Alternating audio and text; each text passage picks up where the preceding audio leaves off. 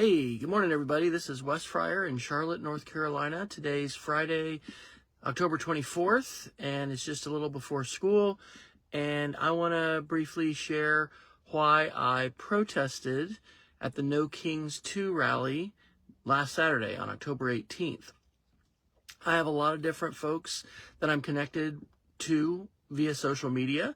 I'm a 1992 graduate of the Air Force Academy. So as you may not be surprised, I have a lot of friends in the military or that are retired military, former military, folks that are conservative, more conservative than I am politically.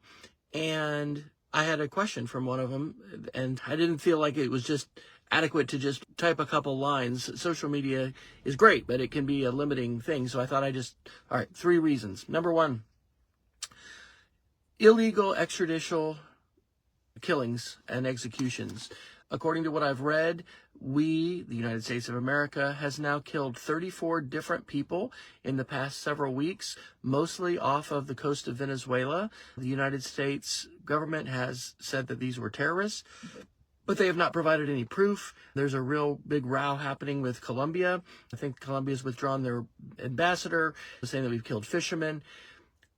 As a former officer in the United States Air Force, honorably discharged, and a graduate of the Air Force Academy, we study this stuff a lot, okay? It's called the laws of warfare, and we in the United States we're a constitutional representative democracy. We're a constitutional republic.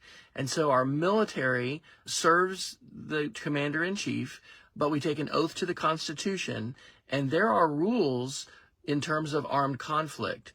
The military and police forces in the United States, they're not allowed to just go kill whoever they want, arrest whoever they want. There are limits to those actions. And when it comes to the military, during a declaration of war, that's different, but we have international law and we have laws in the United States.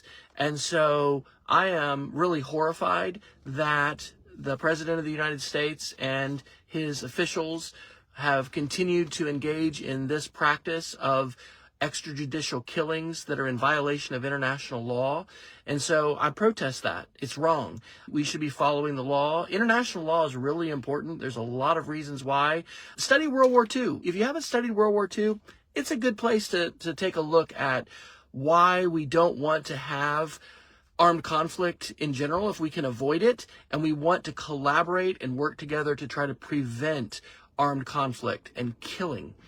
That's reason number 1. Reason number 2, we now have officials that have been, quote unquote, blessed and empowered by the United States government, by the Department of Justice, running around with masks on and not having badges that say who they are, and they are indiscriminately arresting people, and they are also deporting people not only to camps that have been set up around the United States, but they're also internationally deporting people, sometimes to third countries that person has no connection to whatsoever.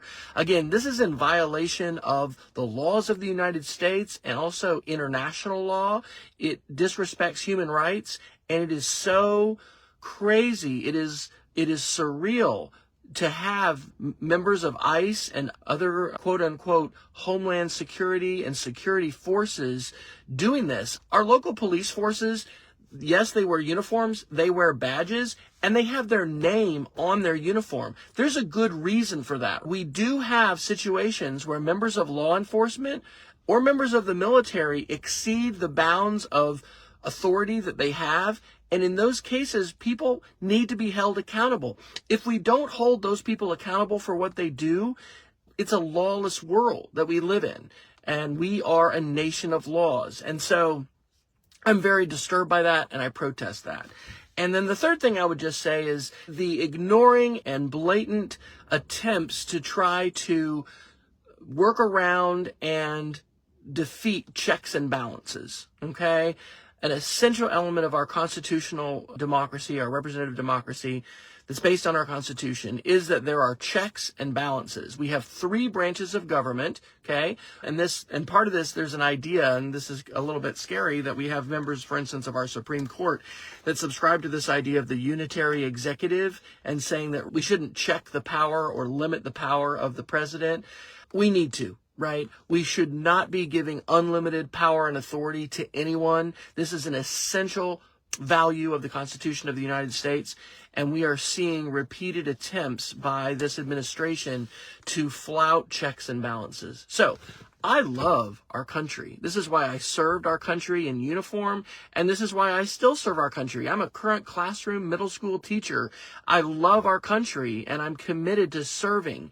And unfortunately, there have been some different media accounts, I think both in mainstream and social media, that characterized the No Kings protest, which apparently brought out over 7 million fellow citizens in the United States. It was one of the largest days of peaceful, nonviolent civic protest in the history of the United States of America. And I'm so thankful for that. No arrests or crimes documented in major cities, to include Charlotte. But we have a lot to be not just concerned about, but really genuinely upset about. And we have the right to assembly and the freedom of speech in the United States.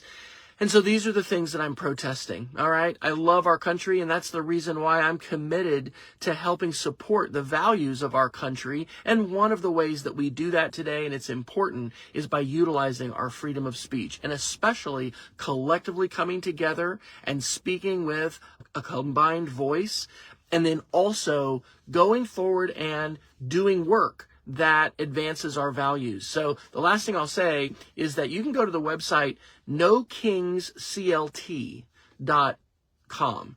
NoKingsCLT.com. That was the website set up by Indivisible Charlotte for the No Kings 2 protest. And there are specifically 8 different partner organizations that came together to sponsor and host the No Kings rally. And these are groups that we need to support and get involved with. Reed Galen, who is the co-founder of the Lincoln Project, and now a project called, I think, the After Party. He was our first speaker at the rally. And that was the first thing that he said is, let this march, let this protest, let this rally be a first step or a continuing step in our efforts to support and defend the Constitution of the United States, to support the values of our nation. And those are some of the reasons why I protested. Those are some of the reasons why, in my own time, outside of my responsibilities during my day job, I'm working to try to support our constitutional values and specifically support people who are being persecuted and harmed by some of the actions of our administration today. And these things need to change. We, as a people, need to speak out so that we can change those things. I hope you have a great day. Take care. Bye.